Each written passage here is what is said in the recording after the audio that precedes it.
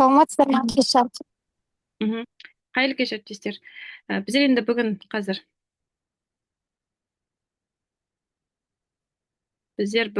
кітап талдау. сәлеметсіздер ме? Қайырлы кеш әріптестер. Мгм. Біздер алдында осы кітапты оқу жөнінде және ол кітапты оқып қана қоймай талдау жөнінде түрлі пікірлер болған еді осы педаму тобында. Содан біздер осы ойымызды әрмен қарата масштабқа шығарайық, кеңістікке шығарайық және талдайық, көптің пікірін тыңдайық деп біздер зум сессия өткіземіз деп шештік. Және осы зум сессияда бұл кітапты талдап, құндылығын ашып, одан кейін рефлексия жасап, әркім өзінің түсінгенін және бұл кітаптан алған инсайттарын осы бүгінгі зум сессияда бөлісетін болады. Біздерде бүгінгі талқыланатын кітап бұл төбеттің аты Мани дейді, иә. Бұл орысша нұсқада да бар, қазақша нұсқада да бар. Бірақ қазақша мен кітап нұсқасында таба алмадым, сондықтан да мен оны негізі электронды нұсқада мынандай етіп шығарып алып, осындай типографияға барып, арнайы кітап түрінде шығарып алып оқыдым. Жалпы бұл осы кітап талдау ортасы не үшін қажет дейтін болсақ, айтады ғой, кітап оқымайтын елді басқару оңай деп. Яғни кітап оқымайтын ел бұл ойланудан қалады дейді. Кітап оқымайтын адам ойланудан қалады дейді. Бұның осы сөздердің өзінен ақ жалпы оқудың қаншалықты мәнді екендігін, оқудың қаншалықты құнды екендігін біз айтпаса да түсініп отырмыз деп ойлаймын. Өйткені көп оқыған сайын біздің танымымыз кеңейеді және біз өмірден жауабын ала алмай жүрген сұрақтарды да біз оқу арқылы біле аламыз көп жағдайда. Және біздің ең сенімді, біздің алдамайтын досымыз ол әрине біздің кітабымыз. Сондықтан да әсіресе мұғалімдер көбірек кітап оқу керек деп ойлаймын. Көбірек кітап оқып қана қоймай, әрмен қарата оны талдап, айтып, идея алмасып, осындай бағытта біздер бүгін осы зум сессияны жасап отырмыз. Бұл кітапты біздер ортаға салды алдында әріптестер, электронды нұсқада. Осы кітапты оқу арқылы сіздер өздеріңізге көп инсайттар аласыз. Қазір мен осы кітапты оқу арқылы өзіме қандай үлкен инсайт алдым, соны бөлісетін боламын. Және біздің бүгінгі зум сессияда спикерлеріміз бар. Қазір ол спикерлерді де таныстырып өтемін. Бірінші Кәмшат әріптес бұл жалпы 72 сағаттың құдіреті туралы сөз қозғаймын деді. Одан кейін Күлшат әріптес инвестиция туралы айтамын деді, осы кітапта айтылған идея негізінде. Одан кейін Жанар әріптес жалпы осы кітаптың құндылығына тоқталамын деді. Ал мен бүгінгі талдауда мына бір сұрақтарды қамтысам деймін. Мұғалім қосымша табыс тапқысы келеді. Ал оған не кедергі? Неге қосымша табыс таба алмайды? Осы сұрақтарға мен кітап мазмұны негізінде жауап берсем деймін. Құрметті әріптестер, қандай да бір сұрақтарыңыз болса, кейін қойып, ортада пікір алмасуларыңызға әбден болады. Және барлық спикерлерді тыңдап болғаннан кейін, сіздерге уақыт қалып жатса, сіздерге де сөз кезегін ұсынатын боламыз. Ендеше бәрімізге қайырлы, берекелі, сондай бір талдау ортасы болсын.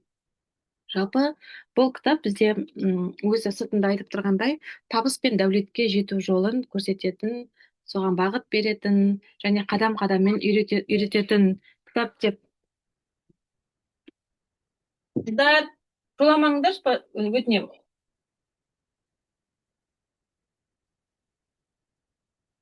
Сосын жалпы табыс пен дәулетке жету жолын көрсететін, үйрететін бірден бір таптырмас ең құнды кітап. Бұл кітаптың негізі аудиториясы балалар деп айтады көбі, бірақ бұл балалар емес, ересектерге де көп ой салатын. О, құдайым-ай.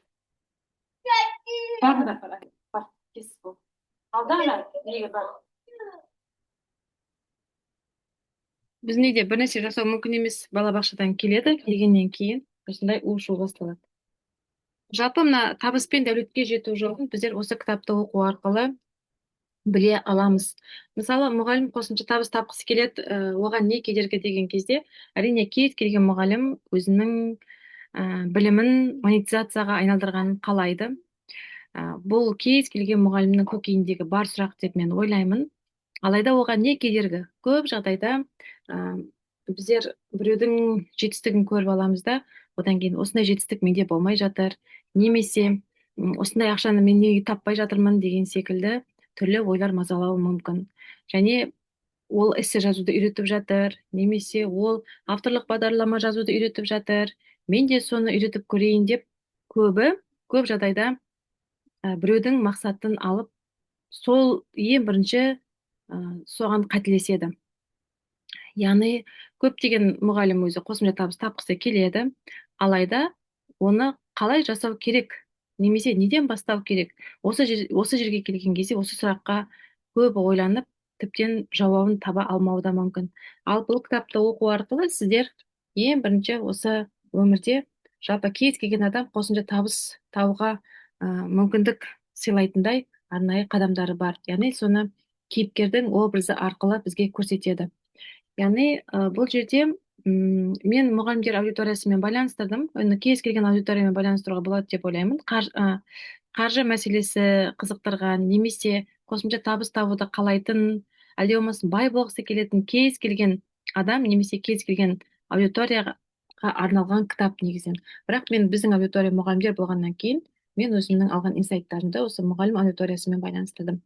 Яғни енді оған қосымша табыс тапқысы келеді мұғалім, алайда оған не кедергі деген кезде, ең бірінші біздер өзімізге сенбейміз, өзіміздің күшімізге сенбейміз, өзімізді құныстандырамыз, және өзге адамдардың мақсатыменен өмір сүреміз. Осы бізге үлкен кедергі деп ойлаймын. Өйткені бұл кітапта басты кейіпкер, яғни ең бірінші өзіңнің қолыңнан не келеді, мінекей соны жасау керек дейді. Және ол қолыңнан келіп қана қоймау керек, ол саған бақыт әкелуі керек. Сен жасап жатқан ісіңнен өзің ләззат алуың керек. Және үшінші, ол сен жасайтын дүние өзге адамдарға пайдалы болуы тиіс. Яғни біз осы жерде көбіміздің қателесетін жеріміз, әріптестер, қарапайым ғана зумның ережесі, мына нелеріңізді ажыратып қойыңыздар. Дауысын қосылған кезде ажыратып қойыңыздар. Яғни өйткені бұл жерде көбі айтып өттім ғой банада, басқа біреулердің мақсаттарын арқалайды, немесе басқа адамдар жасап жатыр, мен де соны жасап көрейін деп өзге адамдардың мақсатыменен өмір сүреді. Мінекей, яғни кез келген адам жалпы өмірде қандай да бір іс жасау арқылы қосымша табыс тапқысы келетін болса, ол ең бірінші өзінің ең мықты тұсын анықтауы тиіс деп ойлаймын. Одан кейін екінші мәселе, бұл өзінің қолынан келетін дүние. Үшінші, ол өзге адамдардың мәселесін шеше алатын дүние. Сіз жасайтын болсаңыз, ол сізге қосымша табыс алып келеді. Ал неге қосымша табыс таба алмайды? Ол ең бірінші ол өзіне сенімсіздіктен пайда болады. Яғни оны барлығы біледі, барлығы оны жасай алады. Менің қызметім кімге керек дейсің, менің білімім кімге керек дейсің деген секілді ой сізді ең бірінші сізде кедергі болатын осы ой. Яғни бұл кітапты оқу арқылы бізде біріншіден ойымызды өзгертеміз, одан кейін өмірге деген көзқарасымызды өзгертеміз, және өзіміздің қолымыздан көп дүниелер келетіндігін не толықтай көз жеткізеді. Адам осы кітапты толықтай оқып шығуы керек. Яғни бастан аяқ қадамменен қалай қосымша табыс табуға болады, ол үшін не істеу керек адам, соның барлығын осы кітаптан біздер жауабын ала аламыз. Яғни осы кітап жалпы қаржы жағынан, қаржыны біріншіден табу, одан кейін оны тиімді жұмсау, үшіншіден оны тиімді сақтаудың толықтай алгоритмдерін үйретеді осы кітапта. Яғни біздер ең бірінші ақша таппастан бұрын өзіміздің қолымызда не келеді, соған ойлануымыз керек. Кімге пайдалы болады, соны ойлануымыз керек. Және біз соны жасау арқылы өзіміз ләззат аламыз ба, соны ойлауымыз керек. Және біз жасайтын дүние өзге адамдардың мәселесін қалай шешеді, кімдердің мәселесін шешеді. Осы сұрақтарға, ең бірінші осы сұрақтарға ойлану арқылы біздер осы табыс табу деген табыс тап қалай табыс табамын деген сұраққа осылай ойлану арқылы келуіміз керек. Әйтпегенде біздер кредитке 500 мың миллион теңгенің жеке жетекшілігін алып продюсерлерден жаңа манипуляцияға ұрынып, сосын мен қазір бір айдың ішінде тауып кетемін деп керісінше өзіңізге ор қазбауыңыз қажет. Өйткені көп адамдар табыс тапқысы келеді, алайда табыс табуға келген кезде дайын біреудің алып мынандай бір жасаған дүниесін бірде бір жасап байып кетемін деп ойлайды.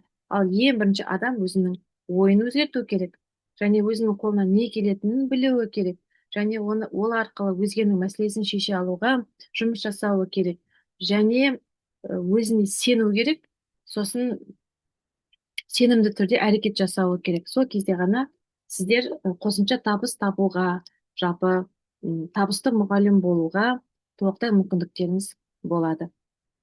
Мен бұл кітапқа талдау бетіп ашып, мазмұнын айтып, бастан аяқ мен олай тоқталған жоқпын. Өйткені сіз кітапты оқу арқылы онсыз да кітаптың мазмұнымен танысып шығасыздар.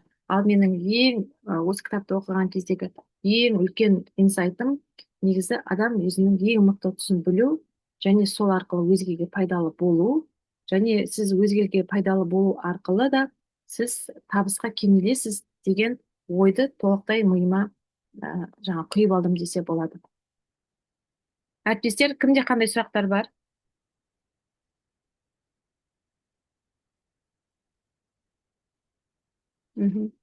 Қандай сұрақтар,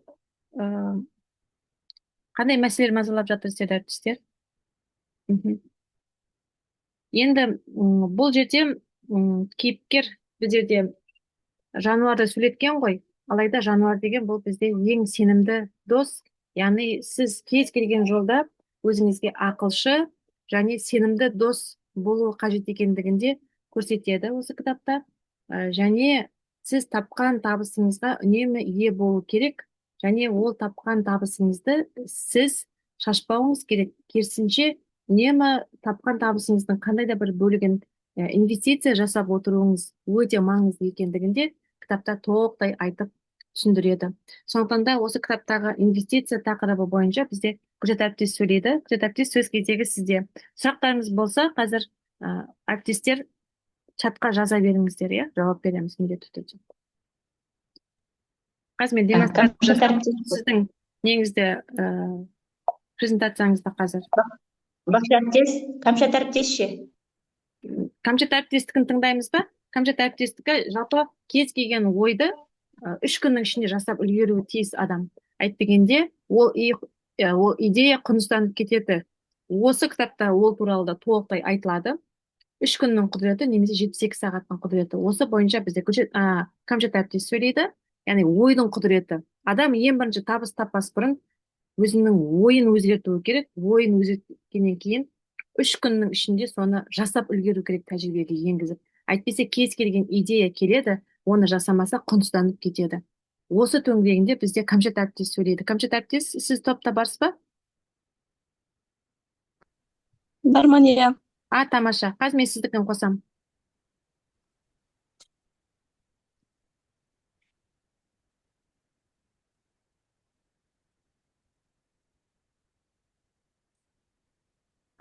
Бастай беріңіз. Көрініп тұр ғой, бәріңізге? Мен көрініп тұрмын ба? Иә, көрініп тұрсыз. Айта беріңіз. Қайырлы кеш, менің есімім Камшат. Мына Төбеттің аты Мани кітапты оқу арқылы көптеген инсайт алдым. Сол инсайтымның ең бірегейі 72 сағат ережесі ойдан әрекетке апарар жол деп аталады. Яғни бұл тақырып ретінде алып отырмын. Жалпы Төбеттің аты Мани кітабы қаржылық сауаттылық, балаларға, ересектерге жалпы арманға жету жолы туралы үлкен мотивациялық кітап болып саналады. Жалпы кітапты оқығандар біледі, ал мен өзімнің алған инсайтыма келетін болса, жалпы 72 сағат ережесі бұл Боды Шефердің өзінің қалаған, яғни жасаған іс әрекеті. Бәріміздің басымызда үлкен тамаша идеялар болады, біреу бизнес ашқысы келеді, біреу ағылшын тілін үйренгісі келеді, енді бірі кітап жазғысы келеді, немесе арықтағысы келеді деген сияқты ойлар болады. Бірақ сол ойлар тек ой болып қала береді, яғни нәтижесіз аяқталады. Неге деген сұрақ туындайды. Себебі біз барлық уақытта әрекетті кейінге қалдырып отырамыз. Яғни сол жерде мына 72 сағат ережесін пайдаланбаймыз. 72 сағат ережесі деген ол қалай іс-әрекет жасайды, осыған тоқталатын болсақ, егер адамға бір ой немесе мақсат туындайтын болса, 72 сағаттың ішінде нақты бір әрекет жасамайтын болса, онда ол ешқашан орындалмай қалады. Ол тіпті психологияда да дәлелденген. Мысал келтірейік.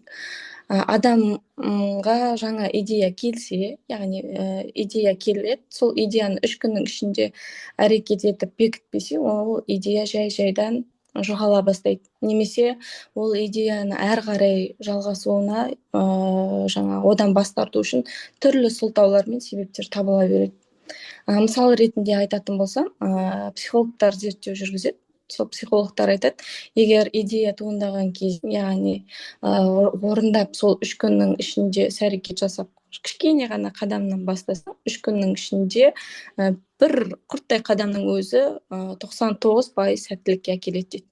Яғни тек 1% ғана сәтсіз болуы мүмкін дейді. Ал шын мәнінде қарап отырсаң, 99% сәттілік әкелу бұл үлкен жетістік болып саналады.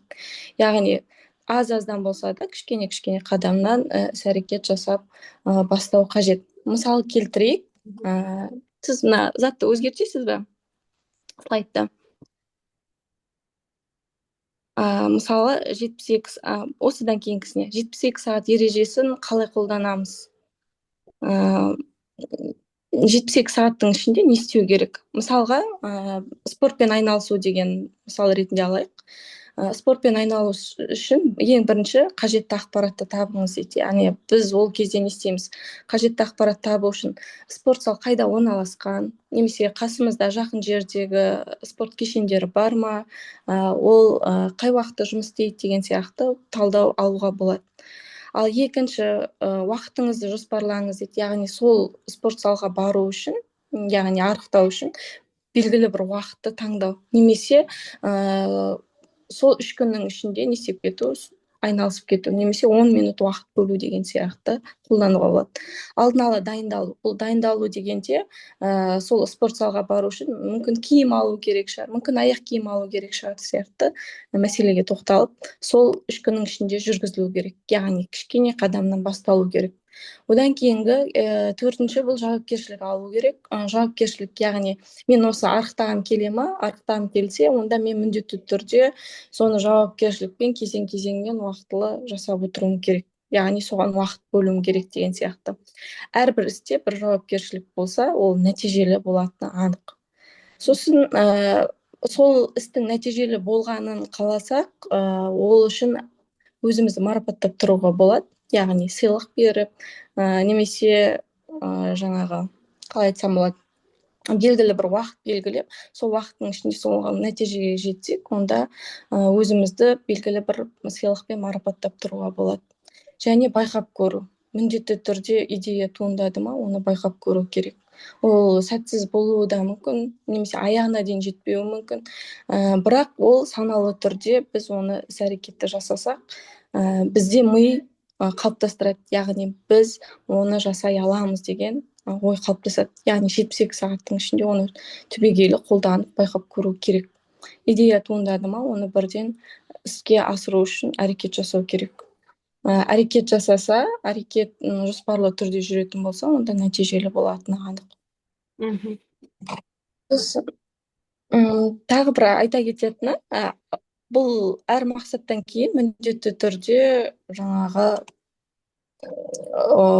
іс-әрекет жүрсе, онда ол сірә нәтижелі болады. Сондықтан әр мақсатты кейінге қалдырмай, алғашқы әрекетті дәл қазір жасап отыру керек.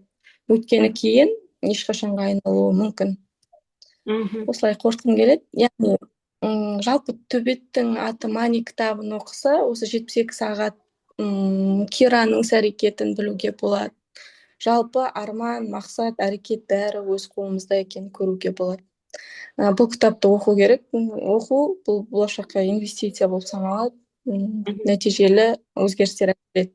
Яғни керемет инсайт болды. Бұл 72 сағат дегенді бұрын мен қолданып көрген жоқпын.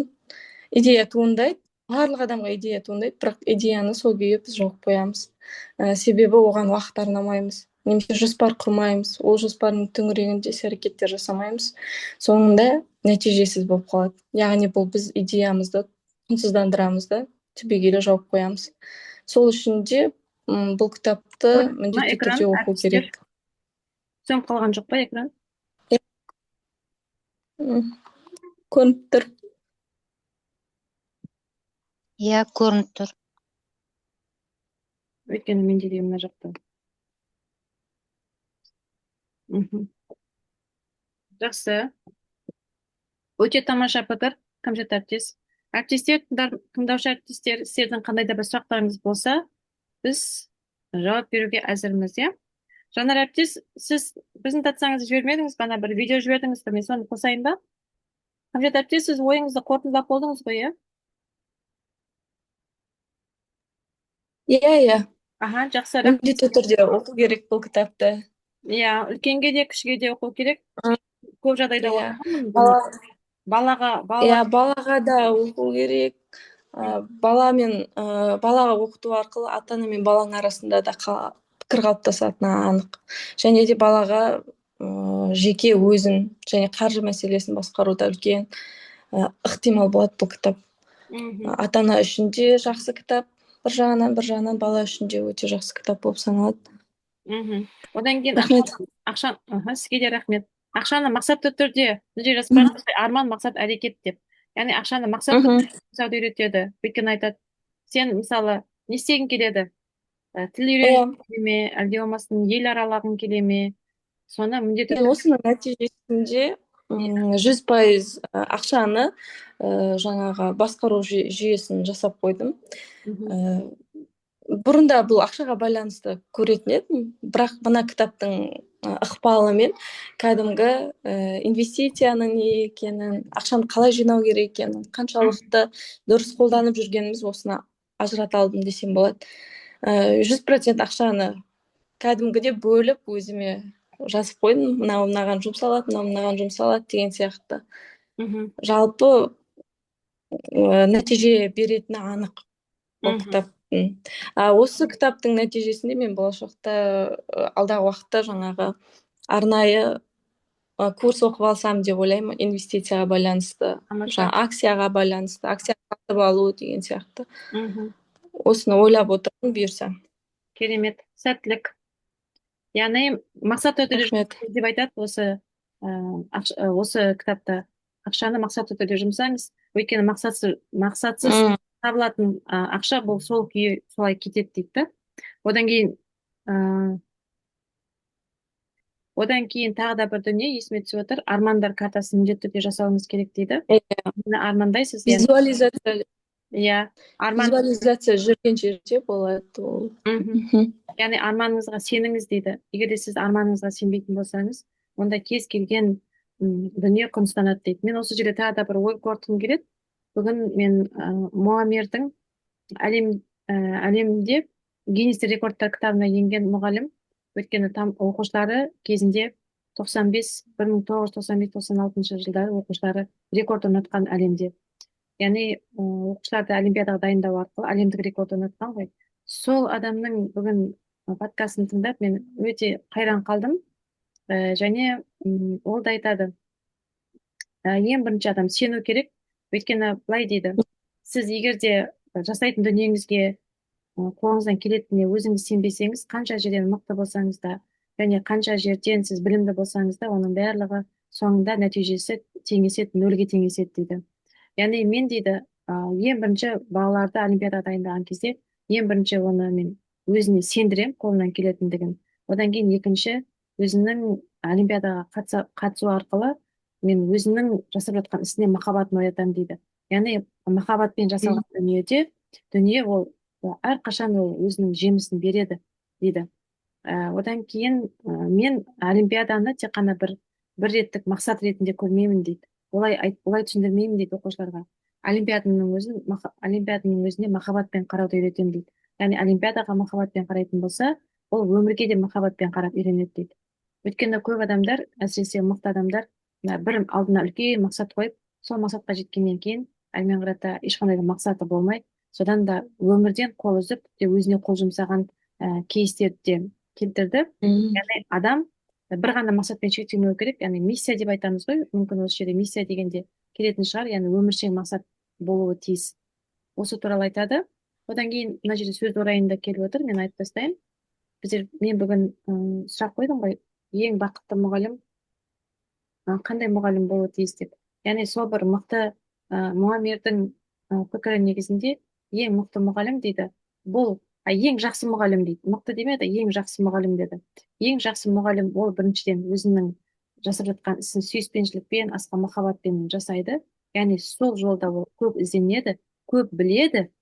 Және екінші критерийі, сол білгенді көркем түрде сол оқушыға жеткізе алатын мұғалім, ол шын дұрыс жақсы мұғалім деп айтады. Өйткені көп мұғалімдер бар дейді, біледі дейді, білмейді емес. Бірақ сол білгенін өзгеге үйрете алмайтын мұғалімдер көп кездеседі дейді. Сондықтан да өзі біліп қана қоймай, оны оқушыға үйрете алатын адам ғана жақсы мұғалім деген атқа лайық дейді. Яғни мына жерде біздің 10 минуттай уақытымыз қалған екен. Мен Гүлшат әріптес сізге сөз кезегін берейін. Сосын Жанар әріптес, иә. Мына жерде жаңа Кәмшат әріптес инвестиция туралы айтып кетті ғой. Сондықтан да жалғастырып жіберейік, сосын Жанар әріптес қорытындылайды. 6 минут қалған екен, үлгерем ба айтып? 6 минут па, 10 минут қалды деп тұр ғой.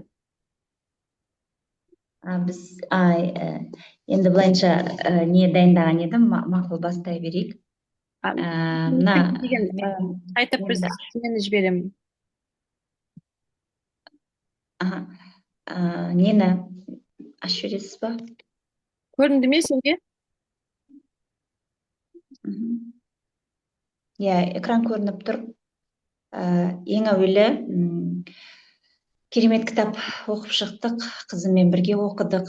Кітап практически задачник сияқты, оның әрбір ішіндегі тапсырмаларын бірде-бір өзің жасап, балаға жасатып отырса, ол өте үлкен кәдімгі біраз міндет задачаны шешетін керемет кітап. Енді осы жерде біз білеміз, басты кейіпкер ол ақша табудан бөлек ең соңында жаңағы алтын жұмыртқа алып келетін тауық ертегісімен шабыттанып, соны білгеннен кейін ол ары қарай сол ақшаны көбейтуді үйренеді. Енді мен қазір осы жерде әріптестерге сұрақ қойғым келіп отыр. Слайдты көрсетіп жіберсеңіз. Бұл бізге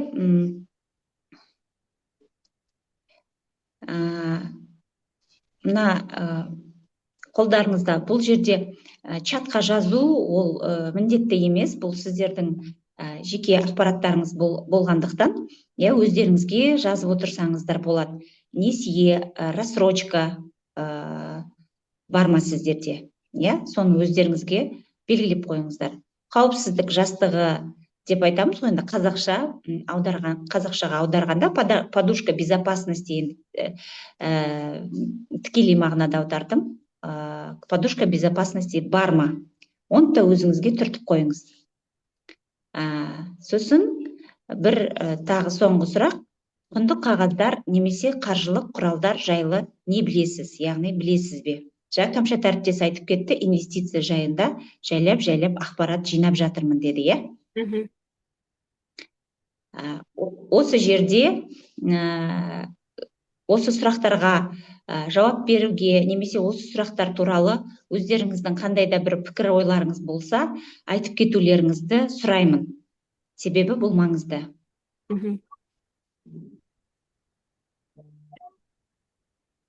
Микрофондарыңызды қосып, жауап берсеңіздер болады. Қауіпсіздік жастығы деген бұл қара күндер деп есептеледі ғой, Жоқ, это не обязательно. Қара күндер деген ол енді подушка безопасности адамға ең бірінші жалпы қауіпсіздік сезімін не қылады, туғызады. Мысалға біз бәріміз білеміз, жұмыстан бір апта қалып қойсақ, біздің ақшамыз қырқылып қалады, иә. Сол кезде біз қандай да бір міндеттемелерімізді, мысалға несиеміз болса, немесе балаларымыздың жаңа қосымша оқуына, коммуналдық қызметтерге төлейтін міндетті төлемдердің белгілі бір бөлігіне біздің ақшамыз жетіспей қалуы мүмкін, иә. Сол себепте бұл қауіпсіздік жастығы, яғни біздің қорымыз болғаны қажет екен. Сол кезде біз өзімізді жаңағыдай мінекей жазып жатыр. Артық ақша тұру керек. Тұру керек, иә, оны біз білеміз. Бірақ соны жасап, соған мақсатты түрде соған әрекеттеніп жатырмыз ба? Иә, осы туралы. Енді келесісін аша беріңіз, Бақтылы әріптес, слайдтың.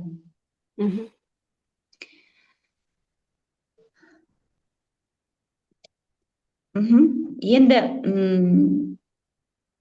келесі, жалпы біз енді менде инвестиция курсын оқыдым. Сол жерде инвестиция жасамас бұрын, яғни ақшамызды көбейтпес бұрын біз сол ақшаны жинақтауды үйренуіміз керек екен.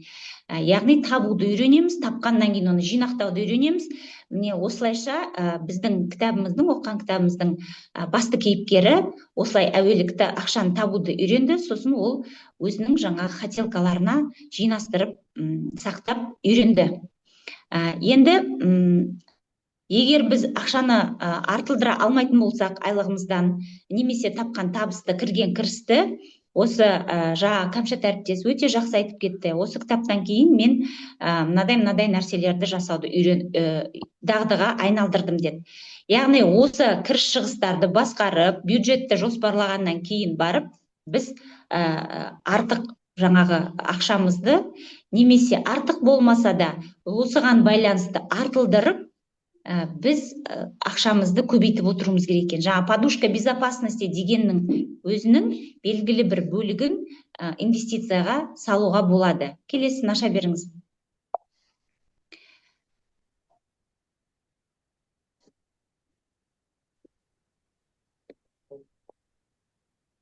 Ашты ма сізде? Иә, ашылды. Алтын тауық, жаңа бізде инвестиция. Мысалға оқыған кезде мән беріп қарасаңыздар, кітапта депозит жайлы айтылған жоқ. Байқадыңыздар ма? Депозит есеп шот ашу керек деді, бірақ ол шоттың негізгі мақсаты ол инвестицияға жаңағы тарту тұғын, Сол себепті жалпы қазір депозитте ақшамыз болуы мүмкін. Бірақ біз ойлаймыз, мына 17%, 16%пен қазір ақша жинап алам, 100 мың салсам, жылдың аяғында 116 мың болады деген сияқты, Бірақ қазір депозитте ақша жинау, ақшаны көбейту деген, ол енді кішкене иллюзия. Себебі қазіргі инфляция жылдан жылға қатты қарқындап бара жатыр. Сол себепті депозиттегі ақшамызды біздің инфляция жеп қояды. Инфляция деген нәрсені мен де түсінбейтін тұғым. Неге депозиттегі ақшаны ол ақша көбейіп жатыр ғой, неге ол аз деп айтады деп мен қаржыгерлерді тыңдаған кезде сөйтіп ойлаған. Шындығына келгенде, мысалы, осы айда немесе өткен жылы 10 мың теңгеге қанша зат алдық біз, Өткен жылдың аяғында, мысалы, октябрь-ноябрьде. Ал енді сол ақшаға қазір біз едәуір аз зат аламыз. Ол жаңағы азық түлік болсын, балалардың немесе өзіміздің қажеттіліктеріміз болсын, ол жаңағыдай бізге біздің ақшамыздың, яғни депозитте тұрса да, банк алып қоймайды оны, бірақ ол 16%-ға, 18%-ға біз салған кезде біздің ақшамыз көбеймейді, керісінше азаяды екен. Себебі біздегі инфляция 20%-ға дейін кетіп қалыпты. Бұл қаржыгерлердің берген ақпараты бойынша. Келесін көрейік. Бар ма еді? Өзі бар, Енді Кәмшат әріптес жаңа жақсы айтты. Одан кейін естеріңізде болса, осы кітаптың ішінде инвестиция алтын жаңағы бір клуб құрды, Яғни ол кездегі ол кітап жазылып жатқан кезде, ол үлкен адамдар жинаған кезде инвестицияны салу ол кезде басқаша жүретін. Қазір енді бізде инвестиция жасау үшін бізге жаңағы кітаптың кейіпкерлері сияқты 300 евродан, 2,5 евродан шығарудың қажеті жоқ. Иә, біздің қолымызда 100 теңгеміз болса, уже инвестор бола аламыз. Яғни, біз инвестиция жасау арқылы осы ақшаларымызды көбейте аламыз. Енді мына жерде инвестиция жасау үшін акция, облигация, ETF деген қаржылық құралдар бар. Тағы да басқа құралдар бар. Бірақ бізге қолжетімді, жеңіл меңгеруге болатын, үйренуге болатын осы қаржылық құралдар. Осы жайлы біліп жасасаңыздар болады. Енді мен инвестиция туралы айту үшін қандай да бір моральдық құқығым болу үшін менің қандай да бір портфелім болу керек. Негізі мен өзім үнемі айтатын, бір нәрсені айтуға мен моральдық құқығым болу үшін мен өзім соны жасауым керек деп. Енді мен жақын аралықтағы бір уақыт болып керемет. қалуы мүмкін. Сілтемені топқа бөлсем қайта, иә, қазір минуттан аз қалды деп жатыр уақыт. Жарайды. Ойыңызды сол жерден бастап. Жарайды, онда мен осы жерден иә. Жарайды, онда бірден аяқтай қойсаңыз да болатын шығар.